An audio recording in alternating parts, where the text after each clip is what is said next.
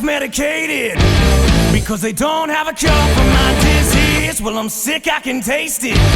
So I called up the doctor, help me please. I feel so numb, I can't go on. I've wrapped myself in. You ready to do this thing? Yeah, what's the bit here? Yeah, we need an intro. Yeah, well, like, Birds, haven't you not even played this, or haven't you been traveling the past week or so? Yeah, I was traveling for like a week, but I'm back now. Okay, but also, isn't your PlayStation being fixed right now? Well, yeah. So, I played some Destiny for a little bit. all right, I can work with that, I guess. I do need a co-host this week, so all right, get in I'll here. take it. Get in here. All right, I'm back. Swain, we're back, man. We're doing this. Yeah. How you been? Doing pretty darn good. I am I would say neck deep in wedding prep and house stuff and Destiny and all the other stuff that happens day to day. What about you, Barrett? How are you? Oh, I'm good. You heard it up top. I was traveling for a week. Busy week, but got a big quarter at work behind me, so feeling a little more relaxed now. And finally got fed up with my PlayStation, decided to take it in, but just heard from the guy today. I'm going to be able to pick it up tomorrow, so that's good. And Bones, how are you doing, Bones? Are we doing this bit again? Third week running. Where are you, Bones?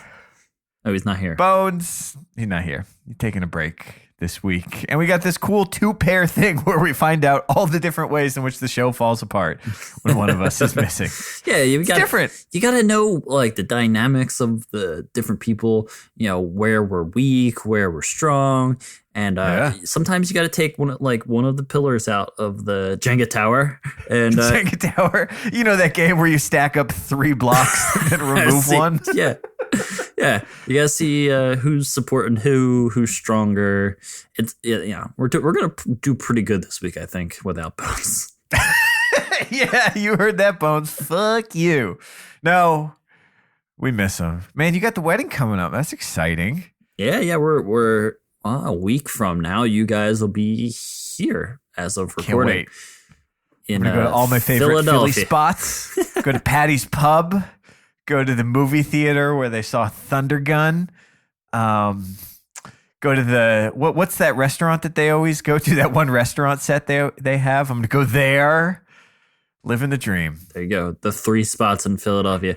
I'm going to take you to the Rocky statue so you can look like a schmuck like all the other people that show up and take their picture with a movie prop. I will wear a gray hoodie and zip it all the way up to my chin and tighten the chin straps around. There you go. While I do my shadow boxing, so that's good. Yeah. It's on the way to the wedding, so. Oh, good. Yeah, no, I'm so excited, man. I've been catching up on my Game of Thrones, so I feel like I'm going to be prepared for the Viking feast that will be this wedding ceremony. Yeah. But pretty excited. It's coming pretty quickly here. And but I always enjoy like seeing you guys. It's going to be the 3rd time this year? 4th? Yeah. 4th? 2016's been a good year for Crucible Radio, getting to hang out with Crucible Radio. There you go. Are you nervous, man? Get married? It's more so I want everything to be fun and then I want to have a normal life again. Yeah. I honestly doing all of this is just too much. That was one of the biggest differences I noticed after getting married is that you no longer have to plan a wedding, and that is it's so nice. It is good. It's going to be so nice. And one of the biggest things that I'm excited to get back to is streaming. I miss it. I definitely miss streaming. It's been probably like a month at this point. Moving the house and doing all that's been tough. Made it tough to be able to find some time to stream some Destiny, but I'm coming, guys. I'll be back. You'll be back. You'll be better than ever. You're streaming live from Swain Manor in the Swain Cave, in the Swain Throne, at the Swain desk.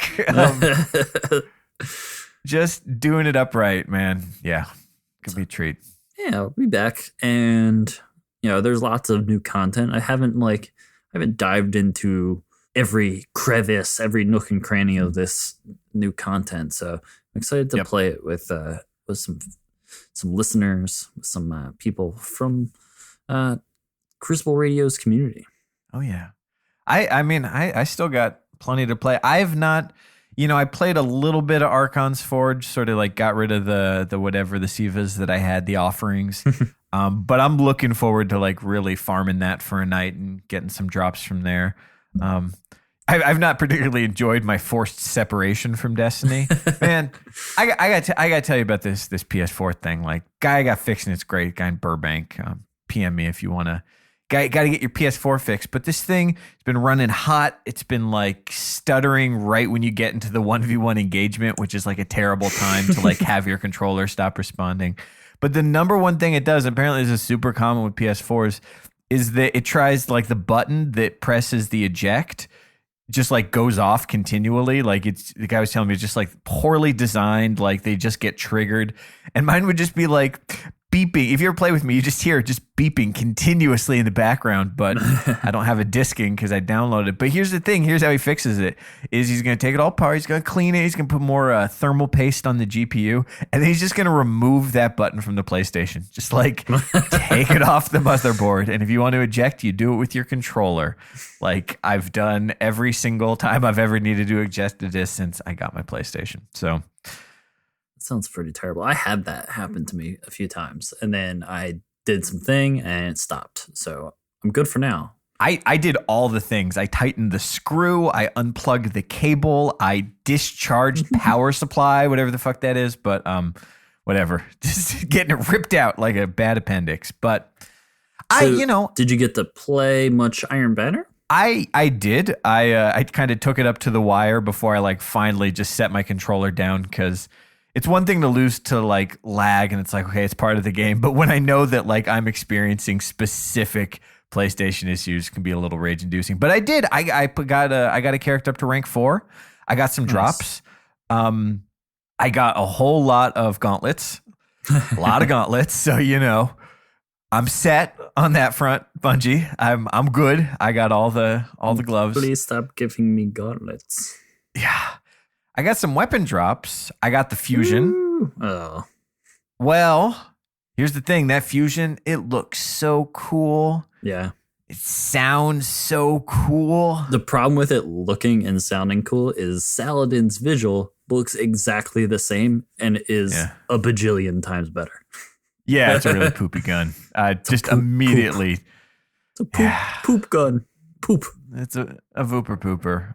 Immediately infused it. Well, no, I like gave it a fair shot and tried to play a match. And when you just like perfectly land 6 bolts on somebody and it's just not happening, just like you're like, all right, Mr. Split Shifter, you had your run. But I did get I got the sidearm, the binding blaze, and that one looks cool. Mm-hmm. Sounds cool. And I don't know. It's hard to tell with sidearms. They all seem pretty similar, but very decent. Definitely was doing some work with it, especially in Supremacy. Yeah. So that was a fun one to take with me. I had a great time playing some Iron Matter this past week, and look, I'm sure I'm in the minority. We're all in the minority here at enjoying Supremacy, but I too got some pretty decent drops. I got another Clever Dragon, which is the pulse rifle. I actually got all 3 characters to 5. And attaboy. The thing is, like, it got so easy. Like, I got my 3rd character to 5 on Monday night, kind of casually. It took me like an hour. Just playing, made sure I got all the bounties done, turned them in, hit rank 5. And the cool thing is you get 3 weapon drops total if you do all your bounties and you hit rank 5. And that means I got 3 on each character, and for a total of 9 weapon drops. And what did I get total? I got the hand cannon, 2 pulse rifles. Decent roll on the pulse rifle. Are they fixed rolls on the Clever Dragon? They aren't, but like most things in this expansion, the pools are kind of narrow. Right, it's like almost locked in. Yeah, almost locked in. There's not a lot of like options, but out of the two, one's pretty decent. I think it's got rangefinder on it and some other perks that make a good pulse rifle.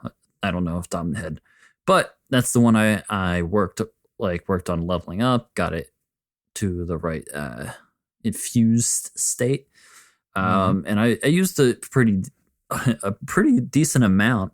And even a bad roll on that it's pretty awesome. Like it's gonna do pretty well. Yep. And what else did I get? I think I got the sidearm, but like the roll I got was kind of poopy. So I infused that. Same thing with the fusion I got. I got 2 of the machine guns. One was good, one was not. And I think I got the rocket launcher. So so many drops. I love the amount of drops you got in this Iron Banner Supremacy. Completely agree. I like the drop frequency, the guaranteed drops. I just love the new bounties. Like these bounties are way more fun and way more attainable than just like, all right, I should find some terrible people to play with so I can get the top score on my team. And it sucks because you want to play with Bones and other people. Yeah. And then Bones just gets top score every time. And you're like, hey guys, goes off. Then you're stuck at the very end of the night. It's like 2 a.m. And you're like, oh, all right, I'm getting off, guys, but I'm going to secretly play one match hoping that I get some Bobos and I can hit top rank. Shower me with the Bobos. Yeah.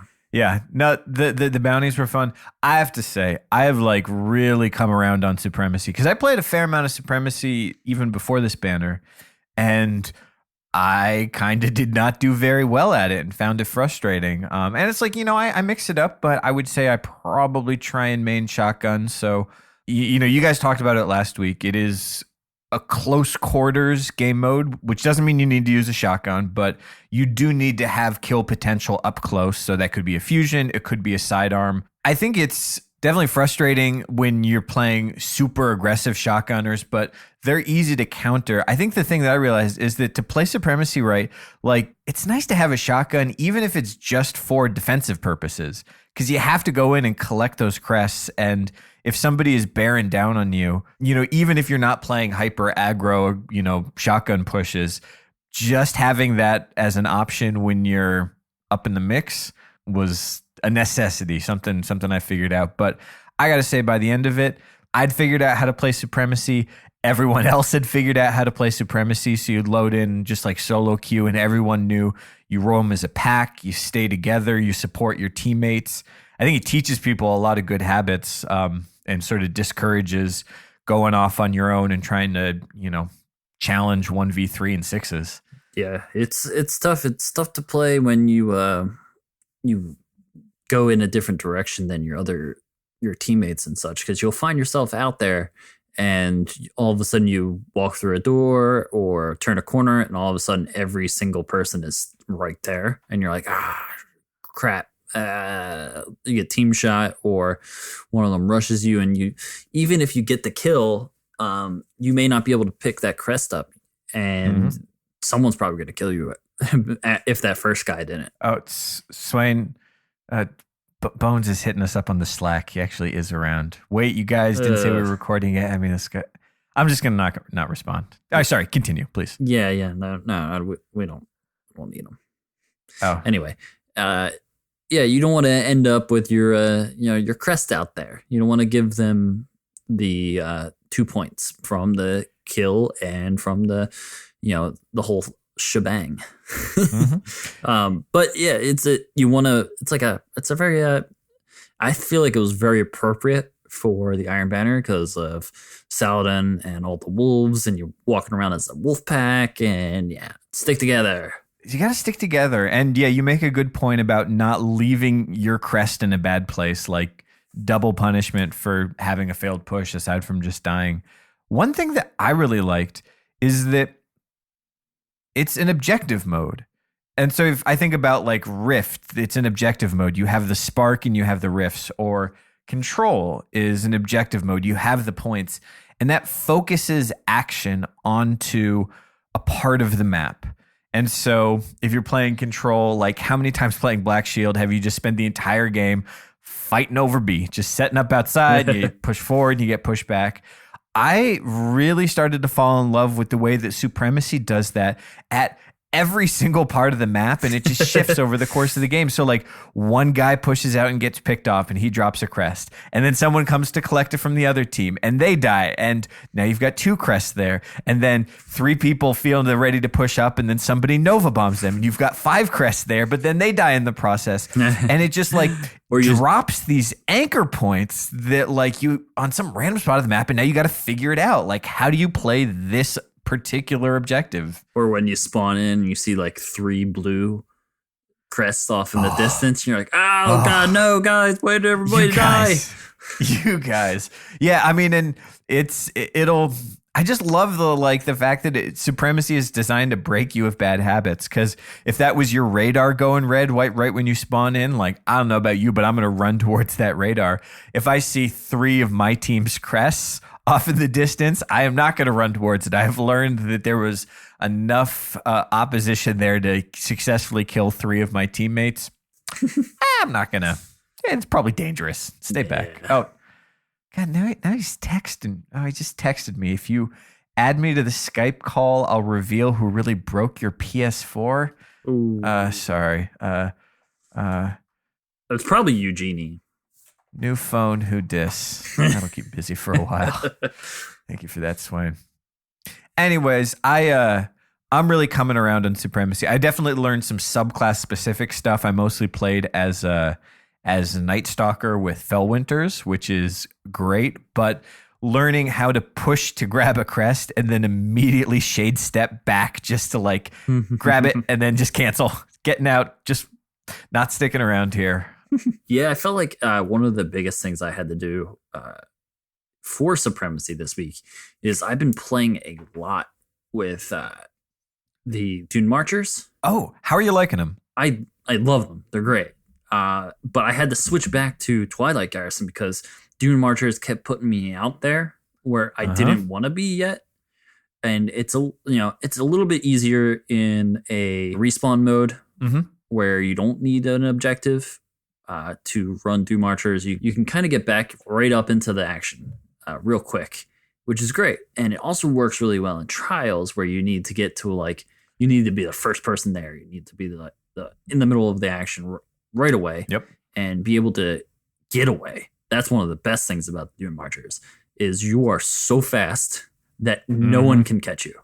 If you're good at skating and you know your map, it's almost guaranteed that you can. Like, there was a few times where I'm like, oh my god, I'm alive. Like, normally I would not be alive right now.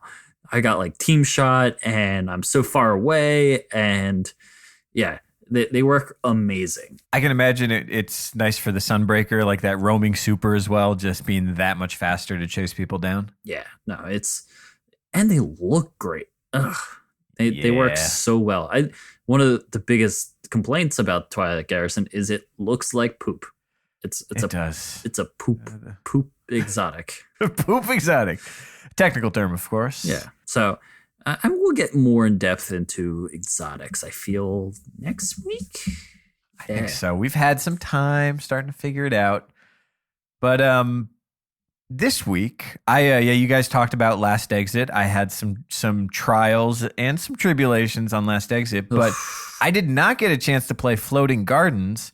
And as I think was commented on, amazed at the amount of opinions people had on Floating Gardens as a Trials map before Trials had even begun. You got a chance to play it. What'd you think? Oh man, Floating Gardens is tough. Yeah. I really don't. I don't like giving maps a bad rap. Be like, oh, I hate this map, or I hate this, and that. Mitchell says, "Psst, hey, Justin, it's me, your co-host." What is he? Let me on the show, all caps. No. What? Did you explain about the Jenga? Yeah, we're trying out the Jenga approach. So. Yep. He knows how Jenga works, just like the rest of us. Yeah. Oh, Mitch, now he's on Twitter. Mitch, just stop this. What the F, Swain Sash CR and Famous Birds aren't letting me record this week's Crucible. This announcement. That's not accurate. That's not accurate. We are recording an episode. He does not happen to be on the Skype call. Whose fault is that? Not so clear cut anymore. Anyways. Oh, wait, that was on Facebook. Yeah, he messaged me that on Facebook. Mitchell Facebook? Oh, he's really getting desperate now. Okay. Don't want to give a map a bad name. Granted, some maps are better in some modes than other, but Trials Floating Garden in particular, be honest, what'd you think? I didn't like it. Yeah. It and I think Lupo put it perfectly last week. It felt like Drifter. It felt like a leafy green Drifter. And it pushed you to 3 spots. There was only 3 spots because there was like no other angles to look at things. So you would either be up top, which is where almost everyone went for the very first. They went to the 50-50 and you'd all throw grenades, and you would hope that they would either land on someone on the other side, or you would catch your conal AoE grenade on a right angle of something, and it would just like crispy burn everyone to a crisp on the other side, and you would hopefully get lucky. But if you weren't going top, you were going in the middle to the Mohawk thing, and you can't see through it. Like, you can't see where the other person is on the other side. So you would get up there, realize your radar was pinging, and you had to be like, all right, am I going to fully commit to this crap, or am I going to back off? And if you commit it, you didn't know how many people were on the other side of Mohawk. You're just like, all right, let me jump up. And, all 3 of them there, and I got team shot, so I'm dead. Sorry, guys. And my orb is out here in the middle of nowhere. Yeah. And then your last choice was to go bottom, which puts you downhill from everyone if they're up the top of the map.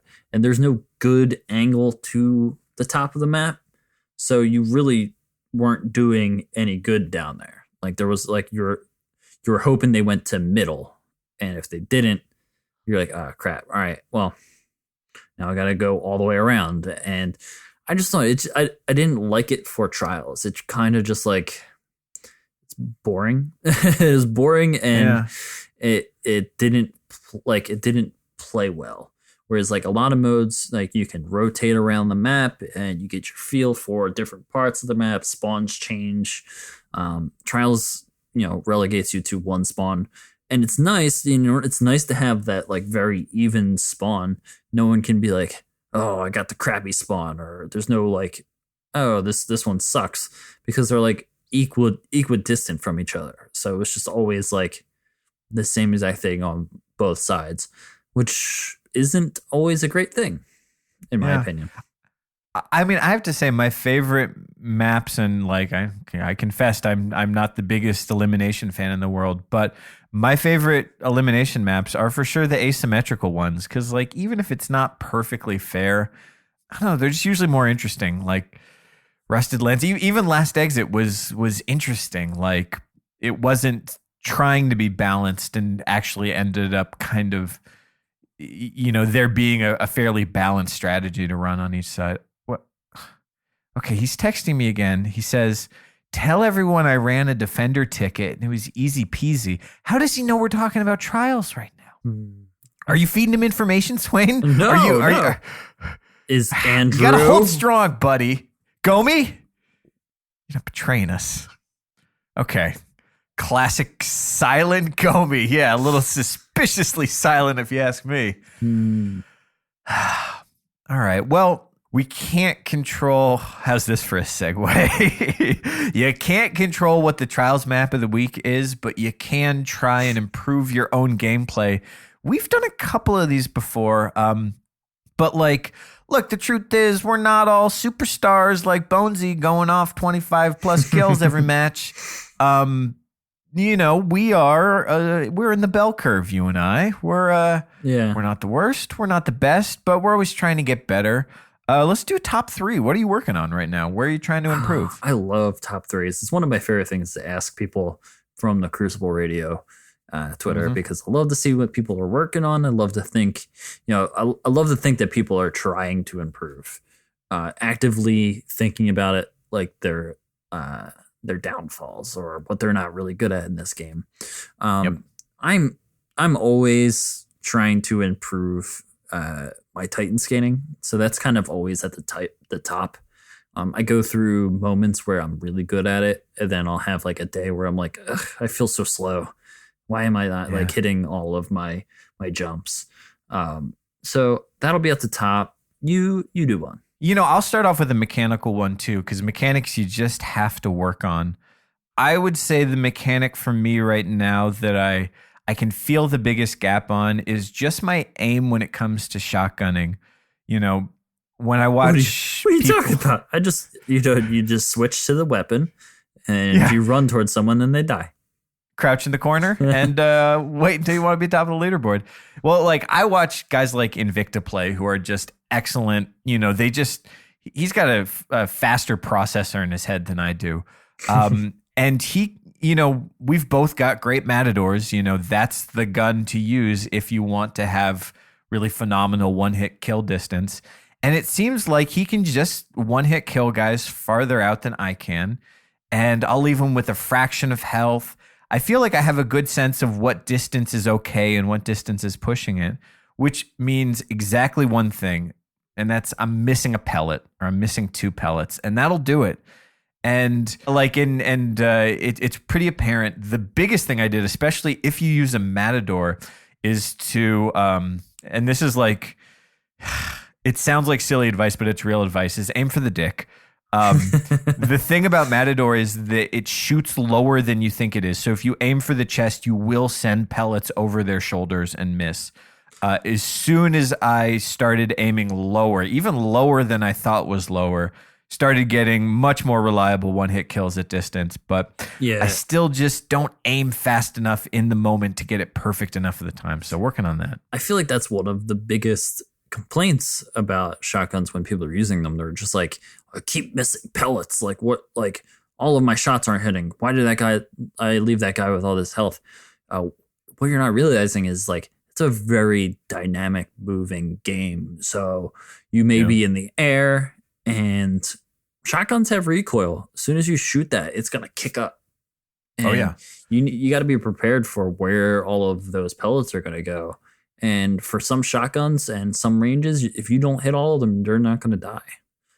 Well, another thing as well is, and someone, I'm sure people will correct me if I'm wrong, especially with a perk like Rangefinder, it takes effect when you aim down sights. Mm-hmm. When you are using a shotgun, you want to be aiming down sights, but that's an animation. It takes time. If you pull the trigger right as you start to aim down sights, when you're coming over the top at someone, you're not going to get the full effect of the range. You have to know exactly how long it takes to close into your final ADS to get the aim right, but also to benefit from the rangefinder perk, which, and maybe even without rangefinder, I'm sure some Crucible scientists will tell me if it's important or not.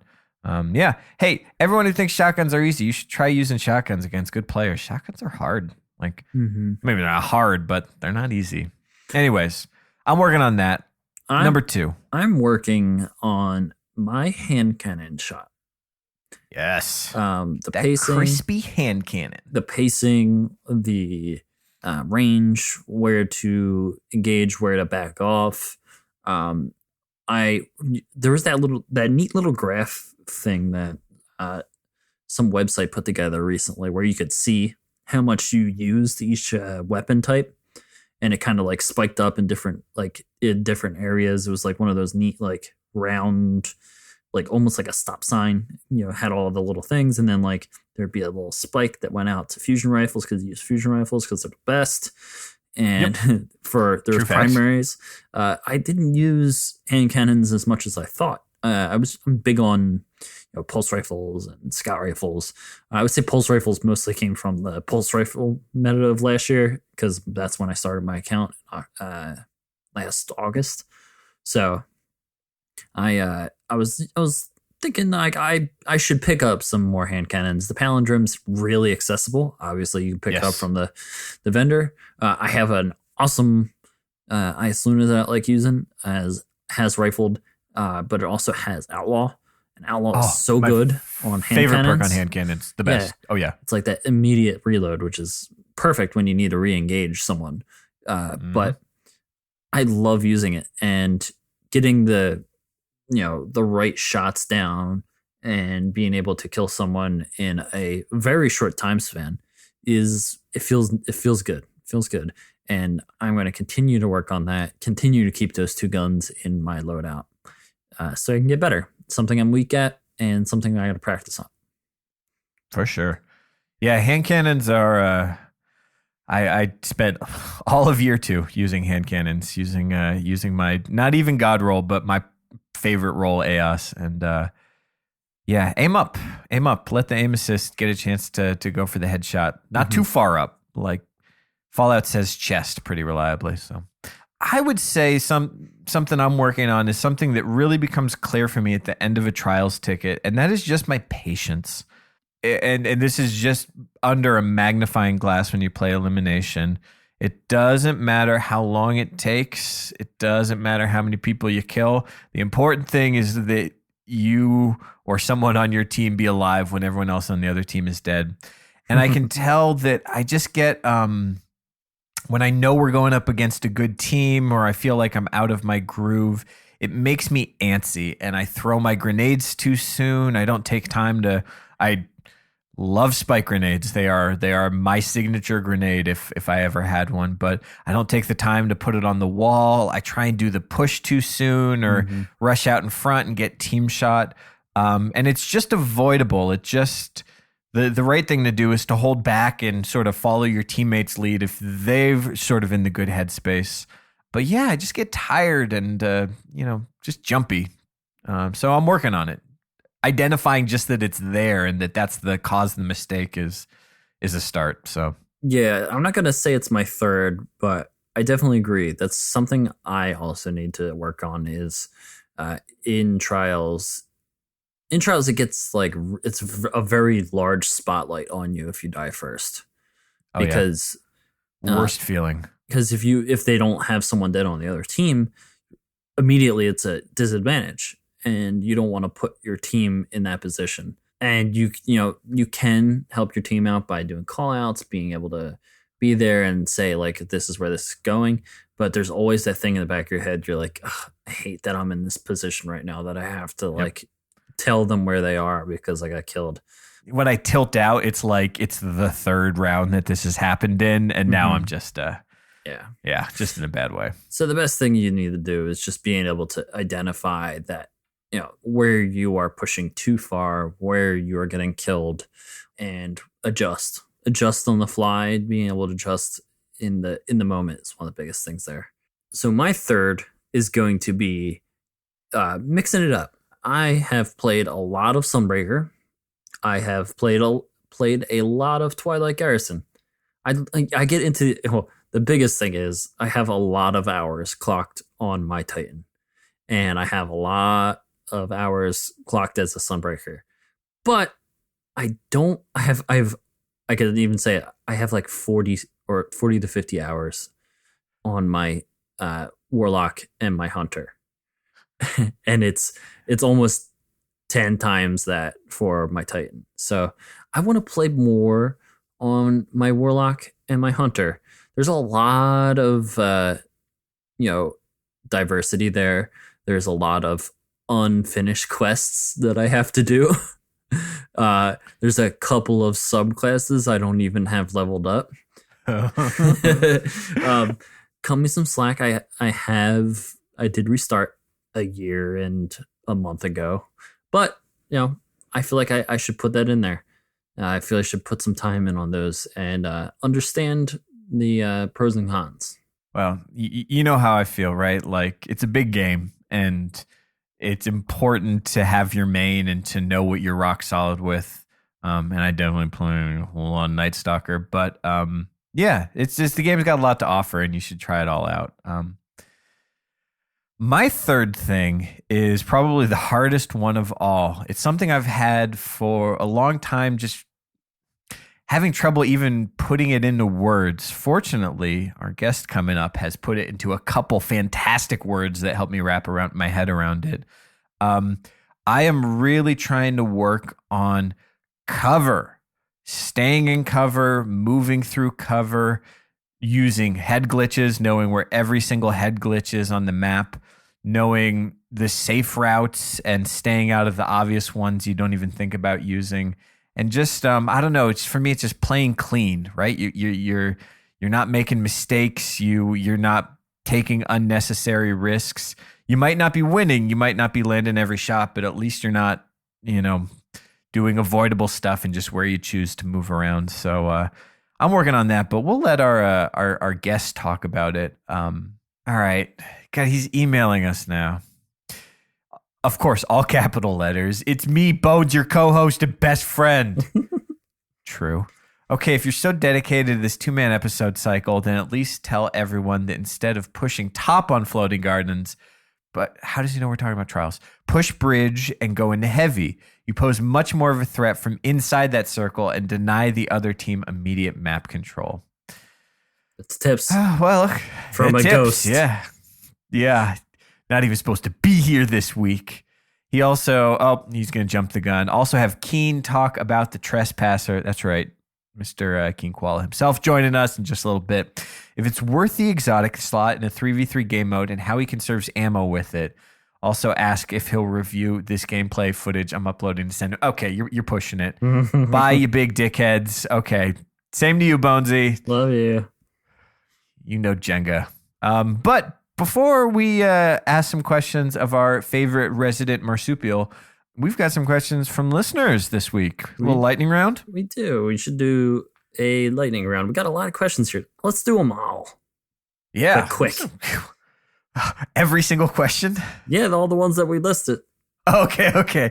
Yeah, we're not going to read every single question. Yeah, some of you are a little crazy. I mean, here's the thing. If we ever don't get around to reading your question, it's either because, one, we don't work for Bungie and we don't have the ability to change the thing you want to change. Two, we've already answered your question, but it's a fantastic question. We've just talked about it before. Or three, didn't ask a very good question. Try again. No problem. It's all about what's your top three. Get better at asking questions. But we've got some fantastic ones here. I can't wait to read. This one from @GunarOptic. Crucible Radio, best looking iron banner gun. They all kind of look the same, don't they? They're just like the little spirally barrel. It's got some spiky bits on it. Sick. I want to say the fusion rifle. Fusion's dope. I was going to say the fusion, so I'll say the shotgun. Shotgun is just like the purest expression of spiral barrel and bayonet. All right. The other Noah asks, Crucible Radio, apple, pumpkin, or pecan pie? Oh, man. All right. So I love apple pie. Got to be warm with some ice cream on top. But then I also, right around Thanksgiving, could probably eat my weight in pumpkin pie. Do you only like pumpkin pie in the month of November? Yeah. Does it not like work in September? But it's also got to have so you have like the bottom part of pumpkin pie, and then you need to put like an equal weight distribution of whipped cream on top, so that it's like whipped cream, pumpkin pie, but like half and half. So I do like whipped cream. Yeah. I'm not really a sweets guy. Apple, I guess, but I don't know. I'd rather just eat like the meat and the starches and the butter and whatever comes before in the meal.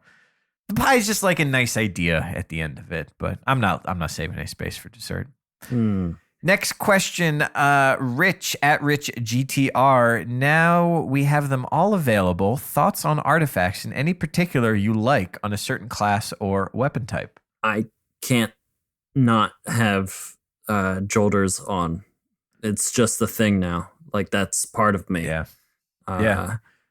It's probably going to get just as smelly as my Twilight Garrison. Yep. Your nasty sweater and your nasty coin. I've watched some other artifacts in motion. I've seen the Fun Police using the one that reflects things back at people. That was Perfect. hilarious. Watching someone get killed with their own fusion grenades after they pop a Sunsinger is amazing. One of my favorite things to have seen in Destiny. Yep. Birds, what have you used any artifacts? Well, Scory OP. I agree. Jolder's is definitely my go-to, but I play Nightstalker, so I've really been liking Fell Winters. Tether is tough. I've got my montage clips with it. At this point, I feel like either I'm holding on to it to try and save it, or I'm just trying to get rid of it and just use it as like a shitty fusion grenade, like a very expensive fusion grenade, and just get the one kill with it. Yeah. It's especially useless in Rumble unless you can happen to time it with the heavy crate. I love smokes and I love spike grenades. They are a core part of my gameplay. So having 2 is lovely, and having guaranteed T5 on them is nice as well. But Scory OP, Scory, a good team with Scories. Yeah. All right. Next question is from Stabmaster Arson, also known as Leukophobia. He says, Crucible Radio, I've asked a couple questions with no response. Fuck all that. All right. Well, no, that's fine. Hey, maybe we already answered them. Maybe we don't have an answer for them, or maybe you just asked bad questions. It happens. We answered this question. Yeah, that's true. You got one in. There you go. All right. Here's one, and maybe relevant to your top 3. This one is from Josh Biesiata. Hope I didn't butcher that. What is a better introductory hand cannon, Eos Luna or Palindrome? Assume both good rolls. I have a strong opinion about this. So I really like Eos Luna. Eos Luna is a beauty, and I used it. I think this is a misleading question, and you should feel bad. No, just because there's no such thing as an introductory hand cannon. Eos Luna and Palindrome are both phenomenal T1 endgame guns with a good roll. Palindrome's very easy to get, but they both do work. They've got very similar stats. They both can have phenomenal range. The important thing is that you pick one and you stick with it because they have different recoil patterns. Eos kind of off to the side. Palindrome is much more vertical. They both have pros and cons, personal preference. It's up to you, but try them both and use a good gun with a good roll and stick with it until you know it inside and out. Next question from Murder She Twote, or CE just in case. He asks, have you ever found Eye of the Storm perk useful, and on what weapon types? I have found Eye of the Storm perk useful. Eye of the Storm is wonderful on a fusion rifle. Hear me out here. I talk about fusion rifles a lot now, and you might think he just wants to talk about fusions again. But no, Eye of the Storm is perfect for fusion rifles because a lot of times you find yourself almost dead after an encounter. And when you are being shot at and you are trying to finish that charge time while you're being like almost killed, it helps in that very last second to have Eye of the Storm active because it helps your aim, gets your bolts tighter, and you end up with this like perfect storm of a situation where you can finish up a kill. And I love Eye of the Storm. More accurate on a fusion rifle means more range, and more range means faster, which means your aim's going to be truer. You're going to be able to land more bolts just in practice. For what it's worth, I've never had any luck with Eye of the Storm. I usually get it on a scout, which, or something that doesn't really need the extra boost. I do like Underdog, which is another. Health is low. You get the range and the handling. I noticed the handling, which is good. And I do love life support. Kills with this weapon while critically wounded have a chance to start regenerating health. When it procs, and I have no idea what did it, but all of a sudden, it's just like I got Hungering Blade on someone. Definitely a situational perk, sort of that class of them. So yeah, try them on a Voop, I guess. All right, here is a question from Hamsta11234. Why do hot dogs come in packs of 8 and buns in packs of 12? I have 2 theories. Theory number 1, you eat ate hot dogs and buns, and then you have no food left in your refrigerator except for hot dog buns, so you shamefully eat hot dog buns by themselves. That's theory number one. Theory number two, if you're going to eat a hot dog, you might as well eat 24 hot dogs, and then the math works out. There you go. Boom. Math. Embrace it. Yup, mathed you. I like the math approach. The math approach is awesome. Or you can buy better hot dog buns because Martin's potato rolls, which are the best rolls in the world, come in packs of 8. I've never had them, but I'm going to go with my default mode, which is that when it comes to food, listen to Swain. Mm-hmm. Yeah. I eat so many Martin's potato rolls. Martin's potato roll. Do you want to sponsor my stream? I'll do it.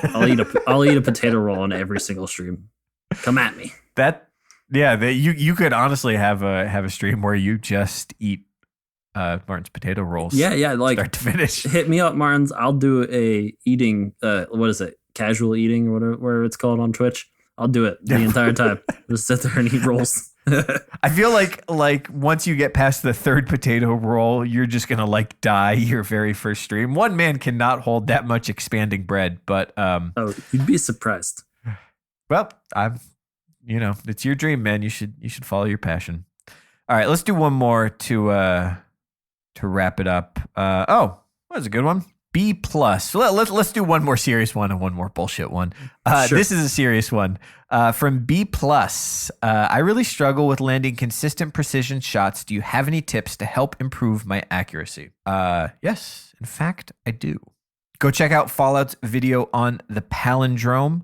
Some guns, you want to aim for the head. For Mida, you want to make them wear the hat. That's just how the aim assist works on that gun. For the palindrome, you don't want to aim for the head. You want to aim for the chest, and the stickiness of the aim assist will pull it up pretty reliably into a headshot. So know what works for your gun. Some guns don't have aim assist, and it's just hard to land them. The most important thing for most primaries is to pre-aim. Don't start shooting until you think you've got that shot lined up. Like, don't just stand there trying to line it up, but aim before you shoot, because once you take that first shot, it becomes much harder to correct your aim. It's much easier to maintain good aim than it is to fix it after your initial panic shot. So do that. It's definitely easier if you pre-aim. And one of the bigger things that we'll probably get into with Keen is to have your approach be good, because if you're the first one there, you don't have to deal with recoil for someone hitting headshots on you and all of a sudden you're flinching. Spinning around. You want to be the first one there. And you want to be, if you get that first headshot with like a hand cannon, you're already at a better advantage. Last one from the feats 2007. Yeah, sure. He was born in 2007. Yeah. Our youngest fan. What, you're 12? Anyway. I feel old. Wow, that was terrible math, Swain. 9? He will be 12 at some point. Crucible Radio is there a place you want to visit? Real, not digital. Oh, man. I want to go to the living, breathing Shire in New Zealand. I want to be a hobbit. I want to take off my shoes, feel my feet in the grass, all that. It's gonna be great. That sounds really nice. I travel for work. I'm not a big fan of traveling. I love seeing other cities for about a day and then I'm done with it. I wanna see like Philadelphia. Those perfect. I want to see Philly for sure. Match that up, but like I want to see in like there's just one shot from like Crouching Tiger, Hidden Dragon where they're in the mountains and they're on horses and it's just like perfect, pristine, untouched nothingness. I've been watching a lot of Game of Thrones. You see it there too. I don't know where they are, but like that's what I dream about. I would like to go be by myself in one of those places. I feel like all of those places are in New Zealand. Just go to New Zealand. Let's just fucking go to New Zealand. DestinyCon 2017 in New Zealand, maybe. Hey, think we got about a it. New Zealand listeners. Can I crash on your couch? Challenge extended. Let's do it. But before we book New Zealand flights, let's fucking talk to KeenKoala. Am I right? Do they have koalas in New Zealand? I feel like they do. Isn't that where koalas are from? Where are koalas from? Let's assume New Zealand. Drop Bears. Yeah, that's New Zealand. Musical break!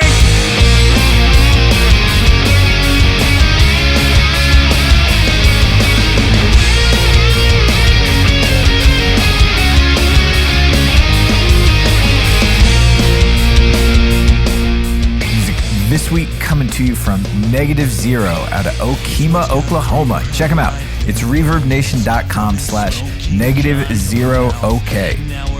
Now, if you're a musician, we'd love to hear your music. Just send us an email at crucibleradio@gmail.com. He drinks, he cheats, while she works hard to make ends meet. She's ready to pack her bags and leave this town. So welcome to my broken home. You might as well just be alone, 'cause no one cares about you when they're just fine without you around. Every day's another battle. When all your hopes and dreams KeenKoala. That's my jingle. There you go.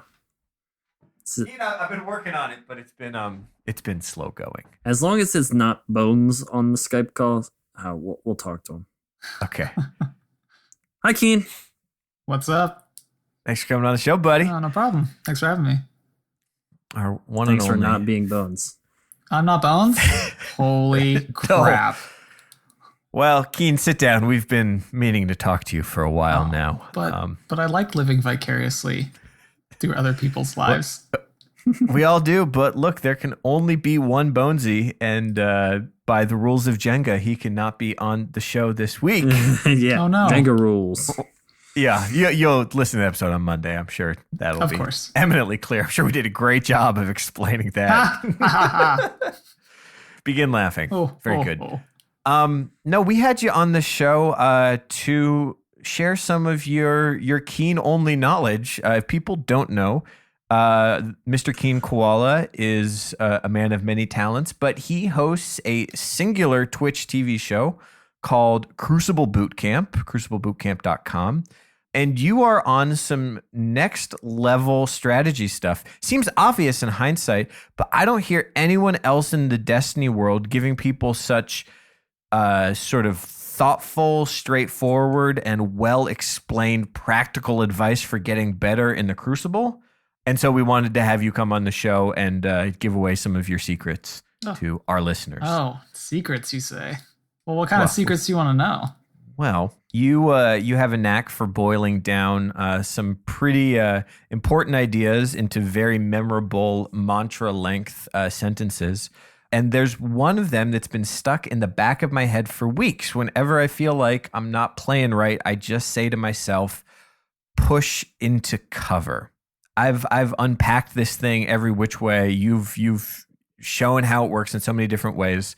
Wise one, share with us, what does it mean to push into cover? Okay, so pushing into cover basically has two forms to it. There's a push in and a push out of cover. And it's mainly how you're going to move around a map and then engage your opponents. So when you move around a map, generally you don't want to hold sprint and run straight at someone, right? Because you don't necessarily know where they're going to be at. You have to be reading your radar at the same time, as well as checking where they're at. So if you end up in the middle of a lane with no cover around you, you're just going to get shot at, right?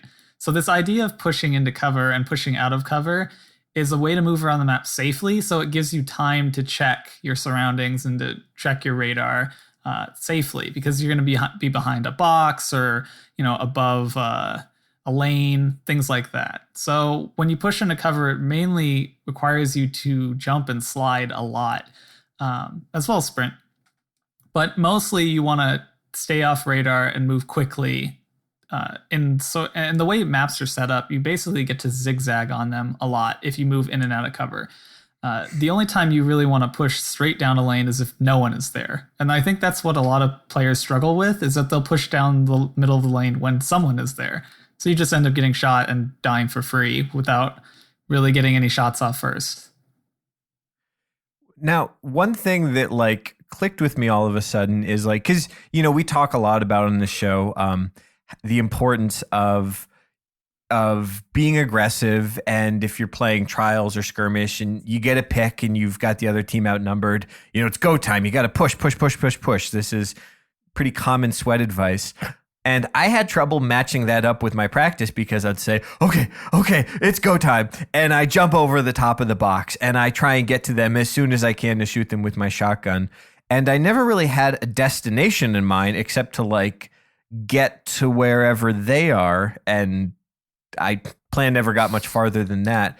So this idea that you have a destination when you're pushing and you sort of have a specific idea of not only where you want to go, but the motion you're going to take to get there. Mm-hmm. Yeah. And so basically there's different paths you can take to push. I think a problem that a lot of players have when they hear push is that, like you said, you get into your head where you just got to get right to that orb to cover it.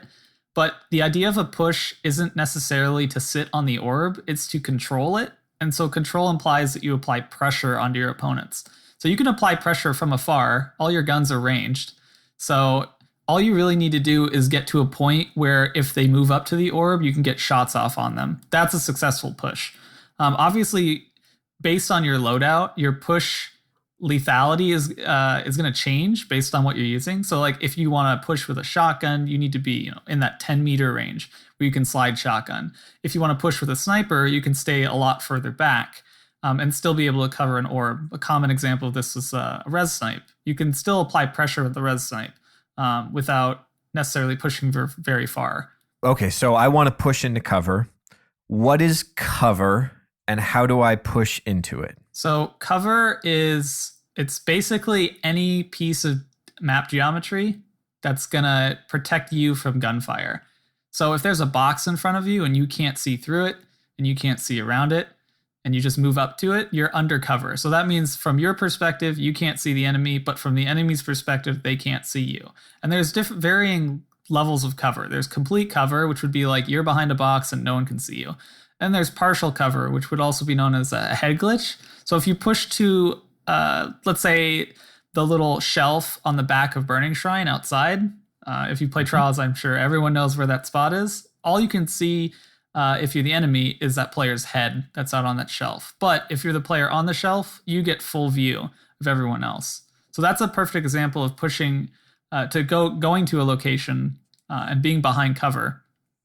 And it's also normally when you're in an area where you can head glitch, it's very easy for you to crouch down and then be completely in full cover once again. So in the middle of an engagement, if it's going poorly for you, you can just dip down and then run away if you have to. One of the biggest things I have a problem with is knowing when to escape, because I will crouch down into cover and be like, oh crap, they're shooting, and then think I have the out, like the run.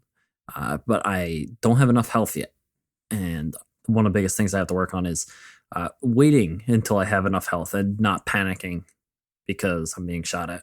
Right. And I mean, that could be a big issue too for when you get pushed, when you're weak behind cover, because you have to decide, how are they going to end up pushing you? If they do end up pushing you through their own cover, how can you, there's certain times where it'll be safe for you to leave because they'll be behind cover and not in a position where they can actually hit you. And if they decide to push outside of cover, that's your opportunity to get free shots off on them. For me, it took a while. Like, this seems so obvious, but like, it took a while to kind of trust that cover is cover.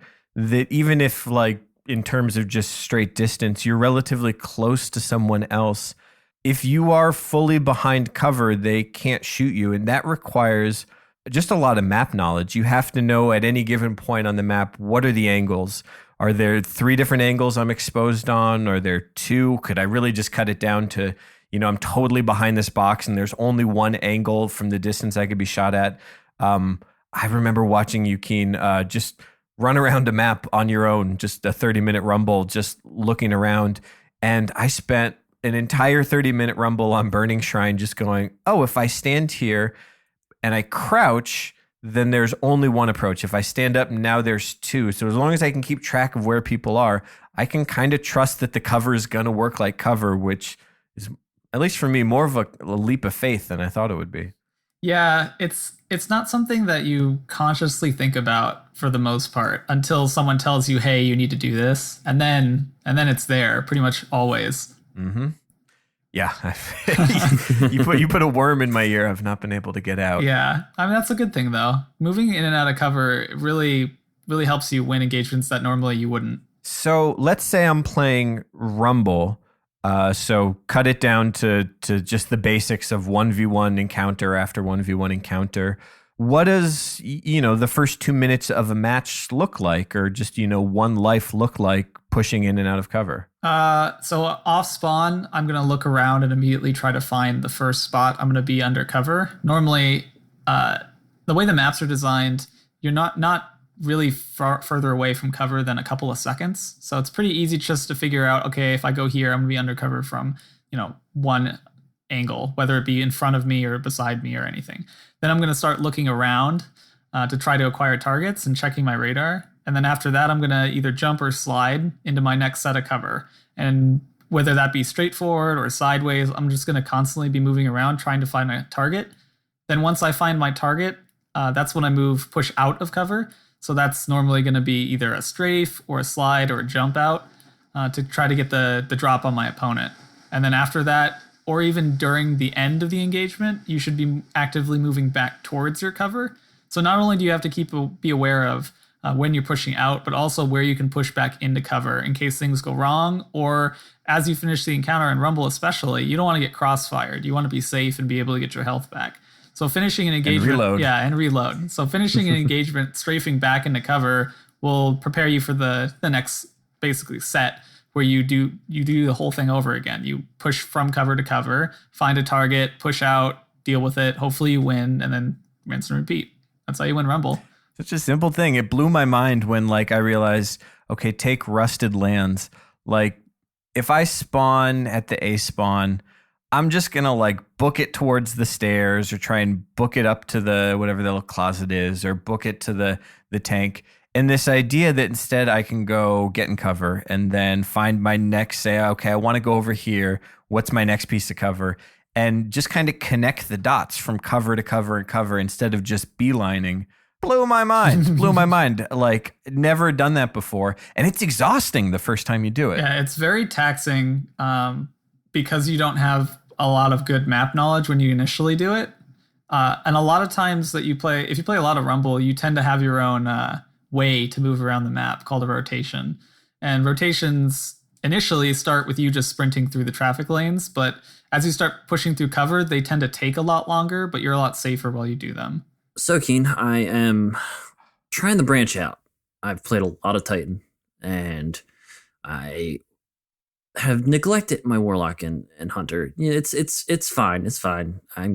Please don't hate me. They'll be okay. But I'm so used to skating and the mobility of a Titan, and one of the biggest problems I have is translating that over to Hunter and Warlock and finding, the best ways to use the mobility that is granted with each one.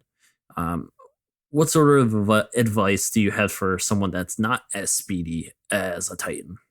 Okay, so let's start with Hunter and kind of go over the basics of what it's going to be good at. So Hunter, if you're playing Blade Dancer, you get fleet-footed. So that's going to enable you to slide in and out of cover further.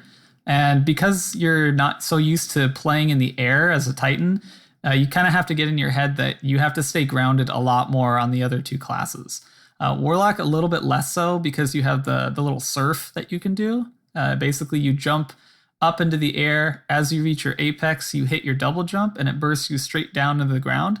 And you just repeat that over and over, and kind of like you're surfing on a wave. That's going to give you a little bit more speed than your normal sprint, but not to the level that a Titan would have. And then Hunters, you're basically, everything is all about sprinting and sliding. The only times that you would jump are really if you're using something like a hand cannon to get the drop on someone, or if you're using the geometry of the map as cover. So if you're at a doorway, if you're in the center of the doorway, you're out of cover. But if you jump straight up and break vision and line of sight with your opponent, you're actually jumping into cover. So that's another way that you can approach these situations on other classes. Titans, as you probably know, the big advantage of Titans is the speed, right? You get to move from cover to cover over greater distances. So the difference being that when you're a Titan, if you're on, let's say we're on Burning Shrine again and we spawn in Bravo spawn, and I can skate from Bravo spawn over to C flag in the same amount of time it would take my hunter or my warlock to get to heavy. So knowing that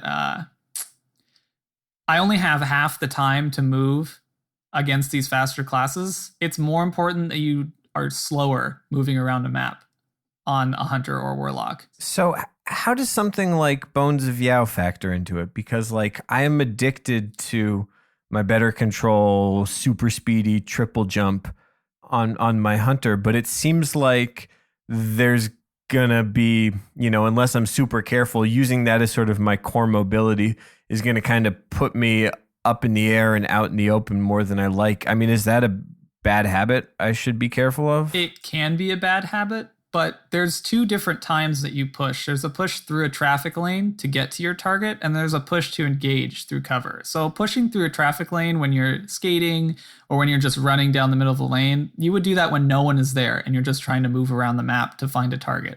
But once someone pops up on your radar, that's when you have to be more decisive with your movement and be more careful. That's when you start pushing in and out of cover. So as a hunter with bones, it's perfectly fine that you're, double jumping through a lane. But as soon as someone pops up, that's when you have to change modes into, where's my cover? How can I slide or jump into it right now? And you want to leave yourself exposed as little as possible before you have your initial engagement with your opponent. And then Bones has this interesting thing where if you're under a low ceiling, if you do the double jump from Bones on better control, you get a little burst of speed. So it's sort of like pseudo Titan skating when you have low ceilings. So you would use that mostly just when you're moving through the traffic lane. You wouldn't really use it, or trying to run away. You wouldn't use it when you're pushing in and out of cover, unless your opponent kind of has no thumbs and you can get into shotgun range that way. There are definitely certain maneuvers that you can do with the different jumps that allow you to close the gap very quickly to get into shotgun range.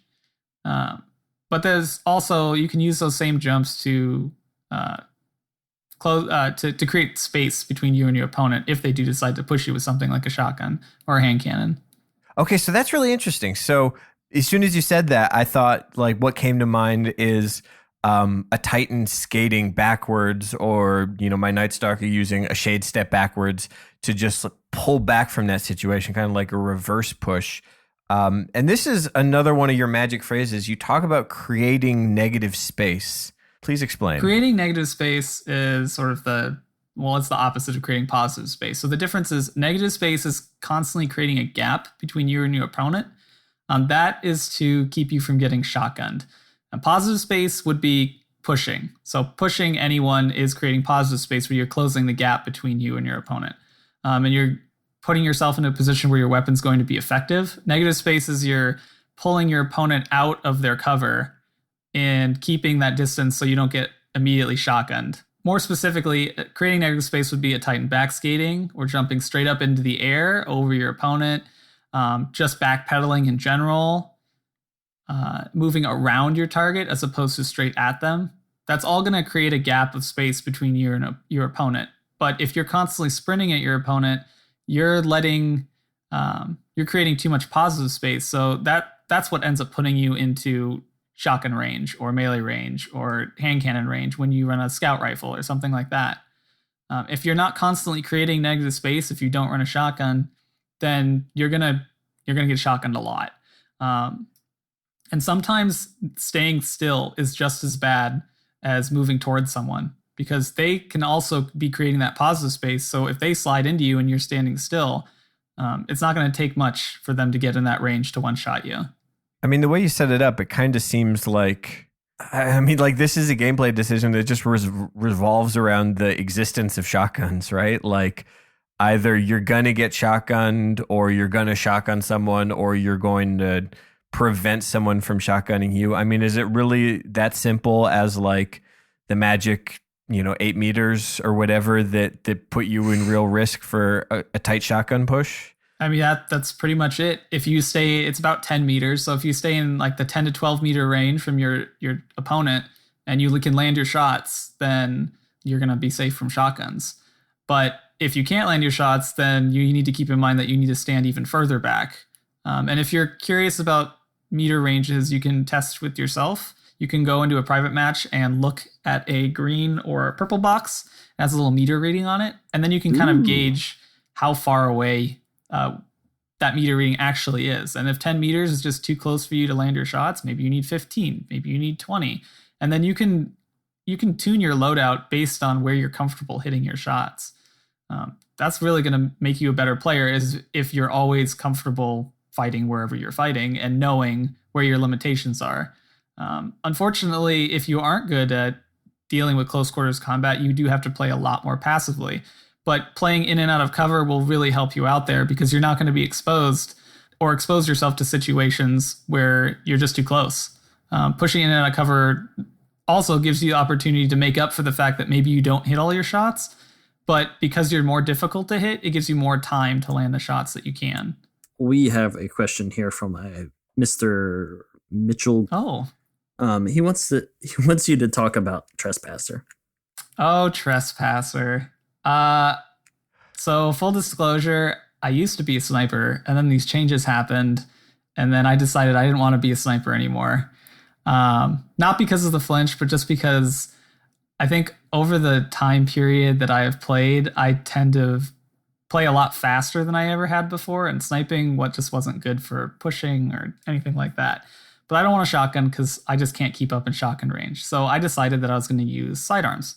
And I finally got a Trespasser, and I did a lot of testing on it. So what I found out is that if you have below max armor, so I believe it's 8 armor or below, so you have 198 hit points, the Trespasser will actually 2-tap in its effective range. So it does 38 to the head, 28 to a body in a 3 burst. So it's basically a miniature pulse rifle that kills in the same time as a Year 1 last word. So if you have Unrepentant active, when you kill and reload the gun, you get a 6 burst. So if you hit 3 head, 3 body, you kill someone in a quarter second. If you hit those 6 shots and follow up with a second burst, so you hit 8 bodies, you're going to kill them in half a second. That's the equivalent of a Year 1 last word. And then just the normal time to kill on it is a 2 burst, so that's half a second. And the 3 bursts is 3/4 of a second. So that's the equivalent of last word now. It's very, very effective in the effective range. The biggest issue that you're going to have with it is effective range is shotgun range. If you run quick draw on it, it does maximum damage at 9 meters. And if you run reinforced on it, it has damage drop off at 10 meters. So that's right within shotgun range. So what we just talked about pushing into cover and creating negative space, to use sidearms really well, it's paramount that you do that all the time. And you can basically never really push into a shotgunner. You can bait them by doing things like sliding into choke points and then immediately backpedaling or jumping back or skating backwards to pull them out of cover and sort of just spray them down. But you can never push into anyone because of how close you have to be in order to kill them. As far as my own personal results with it, I did 2 flawless cards with a pulse sidearm loadout. I tried a scout sidearm loadout for a while when I was learning, but I found that not having a strong medium range engagement space was really hurting my ability to be successful. So I switched it to a pulse rifle, managed to go flawless twice, and got plenty of clips where I would finish someone off with my Trespasser, reload it, get a 1-tap, reload it, get a 2-tap, finish the round. And that was not uncommon. If I could get 1 kill with the gun, I basically felt invincible in the range that I wanted to be in. So I wanna go back to something that you said, because like you said it very quickly, but I want everyone to pay attention to it. The aggressive play with a shotgun and aggressive play with a Trespasser looks different. You're not trying to close the gap in the same way you are with the shotgun. You're getting up in someone's face, but you're trying to get them to come to you. And that aggressive in that case does not mean holding forward with your sprint down. It's backpedaling and jumping backwards. It's just like, I don't know. Maybe everyone thinks I'm just harping on this, but like that changed the way I looked at fusions, changed the way I looked at Trespassers. And I don't know. I don't think it's 100% obvious. I need to get me Trespasser. Get you a Trespasser. It's so good. I got one before Rise of Iron dropped. I got that lucky engram. I've had such good engram luck. So we got another question from Mitch, whoever that is. He wants to know, is it worth the exotic slot in a 3v3 game mode? And he also wants to know, and this is my question with it because I was running dry, how do you conserve ammo with it? Okay, so the exotic question matters if you have a very good pulse rifle. There aren't any really good exotic pulse rifles, so I didn't really mind giving up that slot. If you have something like a Hawksaw or a Grasp or the new Iron Banner or Clever Dragon, which I have, all of those are really good options. The Blind Perdition, the new Trials pulse, very good as well. So if you have one of those pulses, absolutely giving up the exotic slot is worth it. I don't play very much with heavy in general, so I don't really care about not using something like the Truth. Most of the powerful exotic primaries are things like Last Word, Hawkmoon, Thorn, Mida. All these guns aren't necessarily going to pair very well with the sidearm. Mida will pair well, but like I said, you do lose out a lot of pressure that you would have in that mid-range, which is where most of your engagements will take place anyway. So having to play around the fact that you have to stay either really far away or really close can get pretty taxing on anyone learning that kind of style. So I guess TLDR, it's worth it if you're willing to put in the work and try it out. It's not for everybody, and sidearms is basically using a second primary. So if you don't have a good primary shot, you're better off sticking with what you're normally used to with the secondary. If you have a really good primary shot and you're okay with always engaging in a primary range, then you'll be solid. It's really fun. It might not be hyper competitive for those of you at like the very top, but for those of us that are kind of in the middle or below that, it's totally worth trying out. Yeah, you're right about the aim. Like if you can pre-aim and line up those headshots and be ready to not have to make a lot of corrections, it's pretty effective. If you're like me when I was first figuring out the Trespasser and just like swinging around wildly, just spraying bullets everywhere. Yeah, you tend to run out of bullets pretty quickly when you miss your shots with it. And in general, it is a sidearm that's designed to get rid of ammo as fast as possible.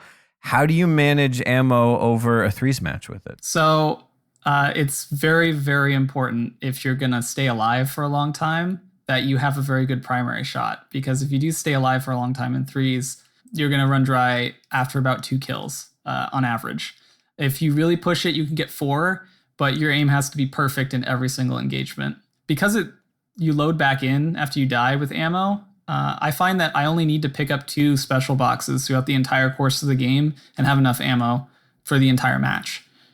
If you only manage to get one of those, if you tend to stay alive in about the middle or the last third of the match, you'll run out of ammo again. So really relying on your primary is really important. And that means most of the time you're going to have to hold on to your melee charges or your grenade charges. So that way, if you do end up getting pushed, normally Trespasser is good when you're getting pushed, but if you don't have that ammo, you have to rely on your abilities to back up the short amount of time you need to put primary shots on your target. All right, follow-up question from Mitch. Do you want to review this gameplay footage I'm uploading to send him? Don't answer that. Don't encourage him. Keen, everyone should go back and just listen to this whole interview over again because you don't waste any time. You get right into it. But you're just scratching the surface of this. If people want to learn more from the top koala in the Crucible game right now, where can they go? They can check out the website that I have set up, cruciblebootcamp.com, and basically anything you want to find out about the show, you can find right there. Thanks for coming on, man. Yeah, thanks for having me again, guys. Pleasure as always. All right, thanks, Keen. See ya.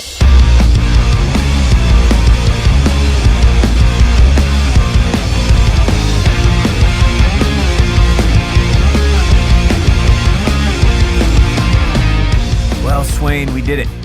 We finished the Jenga. We've been down each of our hosts. Mm-hmm. What do you think? Okay, week 1, me and Bonesy. Did you get a chance to listen to that one? I did. It was good. Good, but... You guys ramble a little bit. Yeah, we're a little rambly. We don't let the other person jump in. We just feed off from each other. Not great. Also, I tend to giggle throughout the entire episode. Just like on regular. So like there's a surprising lack of giggling. It was so dry. It was, you are the spicy sriracha mayo that brings this sandwich together. This hot dog sandwich. This spicy hot dog sandwich together. I can tell you the episode you guys did last week without me with Mr. Lupo was really good. You guys it just fine without me. But I have to assume there's some Birds fans out there who really just listen to the show for me, please, right? Come on, gotta be someone. Lady Swain is a Birds fan. So she's excited for this week coming up. The only one that counts. Oh yeah, we're gonna do it up next week. I think probably the problem with not having Bones on the episode is that Bones will not shut the fuck up about not being on the episode. So a failed experiment all around, but we all got a little bit of a breather. Got to get our heads on straight. Just a heads up, next week will probably be a shorter episode. Oh yes, we are getting married. I'm getting married, not everyone. Nope. Oh, we're all getting married to you, Swain. The Mormon marriage. Yep. I'm marrying everyone. I just bought this house so that everyone can live here. We're gonna play video games together all the time. It's snacks. God. Lots of cheesesteaks and Do it upright. Oh my god. yeah. I want to go to Philly and put on just like 30 pounds this You weekend. probably will. Oh, can't wait. So expect that. Might be a shorter episode, but we do have something in store for you. Something exotic, you might say. Oh yes. Yep. I will bring my trusty field recorder, and we will see if we can manage to turn it on. Don't lose at some this point. one. Yeah, I know. Yeah, sometimes you have such a good wedding that you lose your field recorder at it. It happens. No regrets. They're only like $60, but yeah, Yeah. Well, not bad. look bad. for other Crucible related stuff. Try out some Control Freaks. Offer code Crucible. It's 10% off. Yeah, I just got a package from them with some samples, and I have been in heaven. I tried the samples as well. I am hooked. I got a scuff with the standard sticks on it, which I like because I've been using the custom ones. But now I've got the standard sticks, and I've got the Destiny Signature CQC on the right. Standard stick left, Destiny CQC on the right. It's so worth checking out, and it looks pretty cool too. Also, I like that they gave me a CQC in orange because my new controller is just the ugliest thing that's ever existed. I'm going to go tweet a picture of it right now. But check them out, controlfreaks.com. Offer code Crucible. Yeah. And let them hook it up. Yeah, if you want to buy a shirt, find old episodes, find how to get into the Slack, find how to follow us on Twitter, just go to crucibleradio.com on the space internet. Via space. See you in Philly next week, man. Yeah, dude. See you then. Can't wait. Bye. Hey. I'm Bones. Bye. Bye.